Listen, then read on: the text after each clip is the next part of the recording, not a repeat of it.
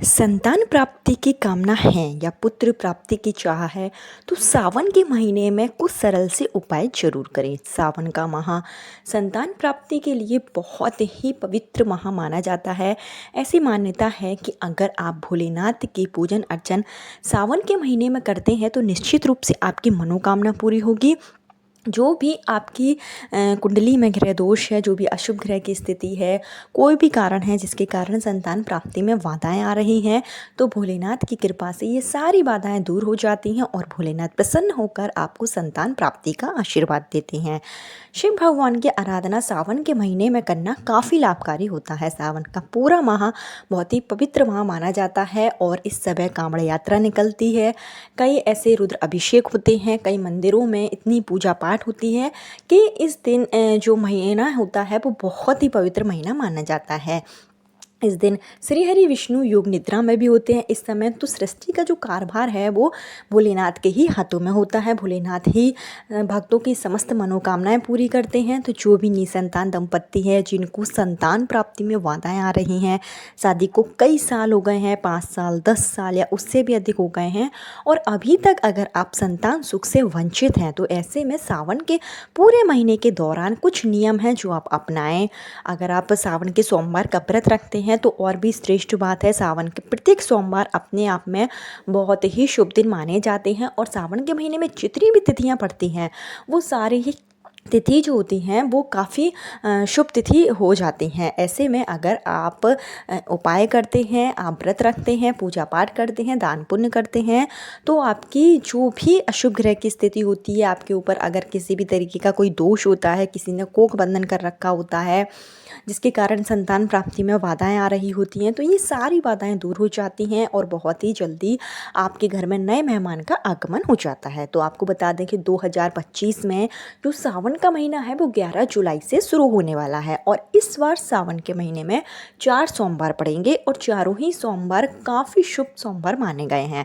जिसमें कि जो पहला सोमवार है वो पहला सोमवार जो है बहुत ही शुभ नक्षत्र में पड़ रहा है। तो ऐसे में अगर आप रोज़ाना उपाय कर सकते हैं तो रोज़ाना कीजिए, सावन के प्रथम दिन कीजिए, अंतिम दिन कीजिए, सोमवार के दिन कीजिए।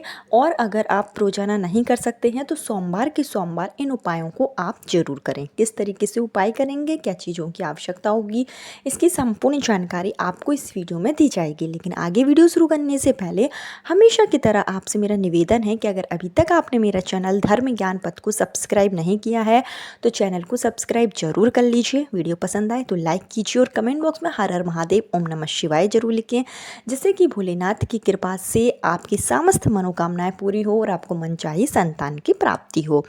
जो भी निसंतान दंपत्ति हैं जिनको संतान प्राप्ति में बाधाएं आ रही हैं, तो उनको सावन के महीने में सबसे पहला उपाय यह करना चाहिए कि एक तो आप सावन के सोमवार का व्रत रखें।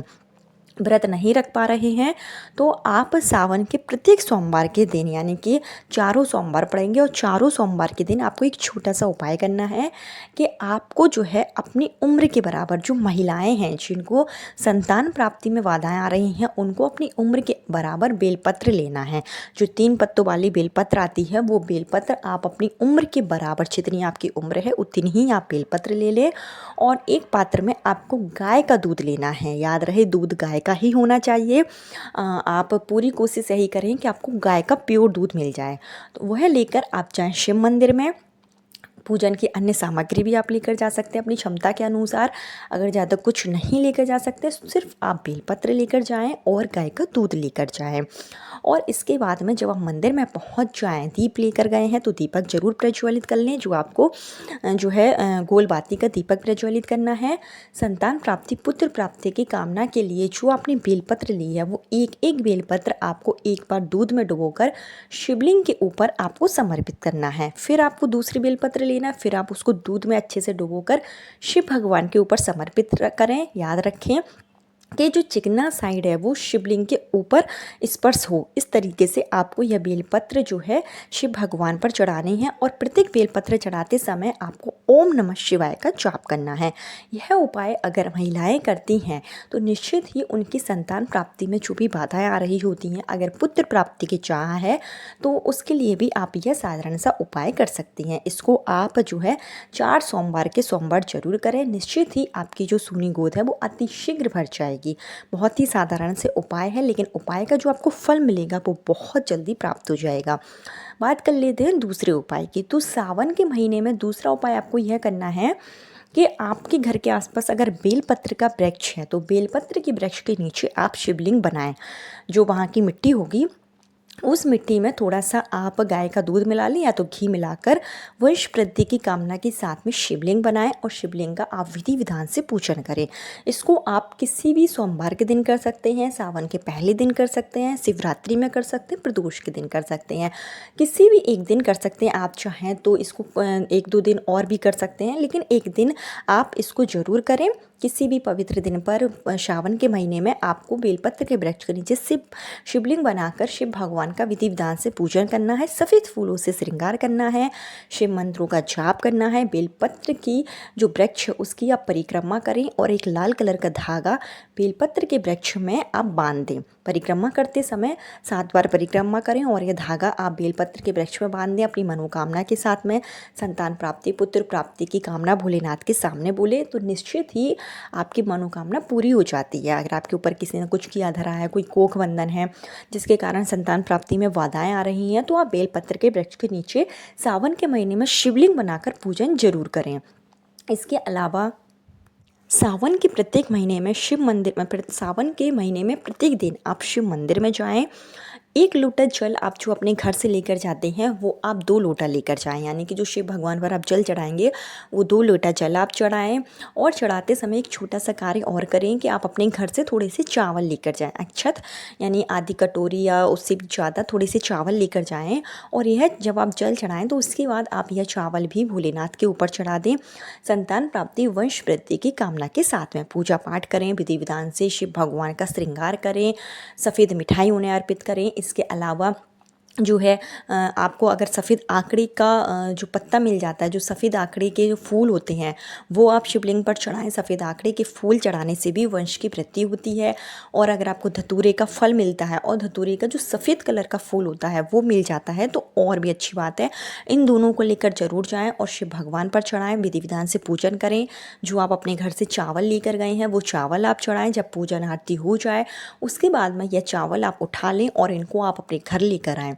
इन चावलों को थोड़ा सा पीस कर अगर गाय के दूध में रात्रि के समय सेवन करते हैं, और ऐसा अगर आप सावन के प्रत्येक दिन कर लेते हैं तो और भी अच्छी बात है। प्रत्येक दिन नहीं कर पा रहे हैं तो सोमवार के सोमवार आप यह छोटा सा उपाय जरूर करें। चावलों को आप गाय के दूध के साथ ग्रहण करें।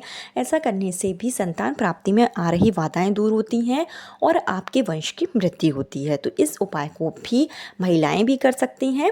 और अगर आप अपने पति के साथ चाहती हैं और पति पत्नी दोनों मिलकर उपाय करते हैं शिव भगवान पर, दोनों पति पत्नी अगर साथ में मिलकर जल चढ़ाते हैं, साथ में श्रृंगार करते हैं, मंत्रों का जाप करते हैं तो ये और भी अच्छा माना जाता है। संतान प्राप्ति के लिए पति पत्नी दोनों को ही सावन के महीने में शिव भगवान का पूजन अर्चन करना चाहिए। आप पंचामृत से अभिषेक भी कर सकते हैं। आप गाय के घी का अगर लेपन पति पत्नी दोनों शिव भगवान पर लगाते हैं, लेपन करते हैं, तो ऐसा करने से भी आपके घर में वंश की वृद्धि होती है। जो भी आपके ऊपर पितृ दोष होता है, आपके पितृ अगर नाराज हैं तो सावन के महीने में शिव भगवान की आराधना करने से आपके पितृ भी प्रसन्न होते हैं और आपको वंश वृद्धि का वरदान देते हैं। तो ये छोटे छोटे उपाय आप जरूर कर लें। इसके अलावा अगर आप कांवड़ यात्रा में शामिल होते हैं, कांवड़ यात्रा जो कि सावन के महीने की सबसे पवित्र यात्रा मानी जाती है और हिंदू धर्म में इसका विशेष महत्व है। कांवड़ यात्रा जो कि गंगा जल का जल जो है भक्तगण शिवलिंग पर चढ़ाने के लिए लेकर जाते हैं।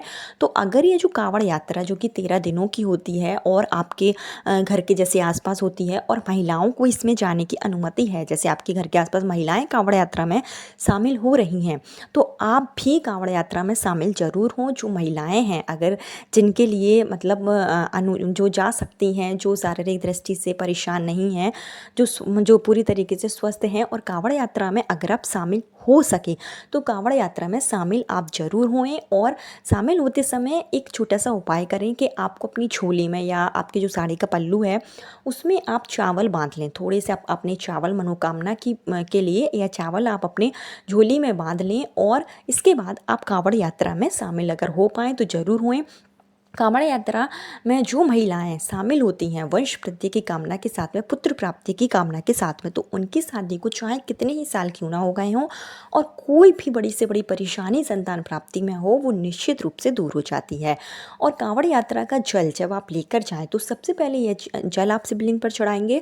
उसके बाद में ये जो आप अक्षत लेकर गए हैं अपनी झोली में वो अक्षत आप अपने वंश वृद्धि की कामना के साथ में भोलेनाथ में चढ़ा दें। कांवड़ यात्रा में चढ़ाया गया जल महिलाओं के द्वारा अगर यह जल शिवलिंग पर चढ़ाया जाता है और चावल भी अगर आप अर्पित करते हैं तो निश्चित रूप से संतान प्राप्ति की जो आपकी अभिलाषा है वो पूरी होती है। मातृत्व का सुख आपको निश्चित रूप से प्राप्त होता है। तो आप भी अगर कांवड़ यात्रा में जा सकते हैं तो ज़रूर जाएं, नहीं जा सकते हैं तो कोई बात नहीं। जो मैंने आपको अन्य उपाय बताए हैं आप वो उपाय कर सकते हैं। इसके अलावा आप जो है भोलेनाथ पर जो पत्तियाँ होती हैं, कई तरीके की पत्तियाँ होती हैं, पीपल के पेड़ की पत्तियाँ हैं, समी वृक्ष की पत्तियाँ हैं, सफ़ेद आखड़े की पत्तियां हैं, जो भी आपको पत्तियां मिल जाएं वो आप भोलेनाथ पर सावन के महीने में ज़रूर अर्पित करें। इसके अलावा वंश वृद्धि की कामना के लिए जो बाँस की पत्तियां होती हैं वो काफ़ी लाभकारी मानी जाती है। तो आपको अगर बाँस की पत्ती मिल जाती है, बाँस के जो छोटे छोटे पौधे होते हैं उनकी पत्तियाँ लेकर आप शिव भगवान पर अर्पित करें। संतान प्राप्ति, पुत्र प्राप्ति के लिए सावन के महीने में बाँस की पत्ती को चढ़ाना काफ़ी लाभकारी माना जाता है। तो ये जो सरल से उपाय हैं इसको अगर आप 11 जुलाई से शुरू करते हैं और सावन के प्रत्येक महीने के प्रत्येक दिन कर लेते हैं तो निश्चित ही रूप से आपकी सोनी गोद भरेगी और आपके घर में बच्चों की किलकारियाँ अवश्य गूंजेंगी। भोलेनाथ की कृपा आप पर और आपके पूरे परिवार पर निश्चित रूप से होगी। श्रावण का महीना बहुत ही पवित्र महीना माना जाता है तो इन सब उपायों को आप जरूर करें। आपके घर में बच्चों का आगमन जरूर होगा। कल फिर मिलती हूँ नए वीडियो नए उपाय के साथ। जब तक के लिए हर हर महादेव, ओम नमः शिवाय।